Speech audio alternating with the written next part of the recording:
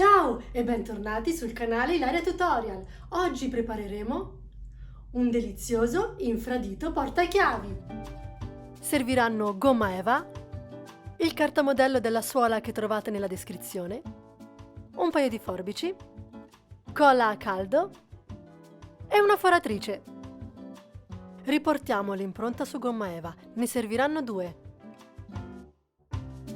Facciamo 3 incisioni, una in alto ed una nella parte bassa.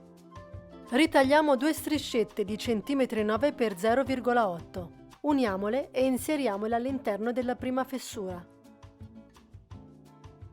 Incolliamo. Facciamo la stessa cosa per la parte sottostante.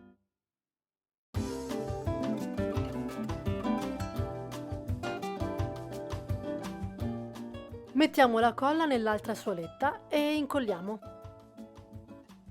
Ritagliamo una striscetta di 25 x 0,3 e attacchiamola tutta intorno.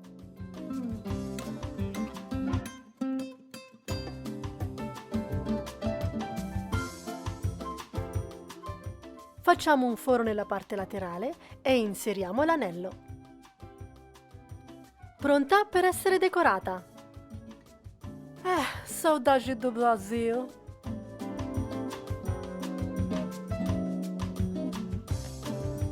Vi è piaciuto? Fatemelo sapere attraverso i commenti, ma non dimenticatevi di cliccare sulla campanella qua sotto per non perdervi i prossimi video. Ciao! Bari bari barap.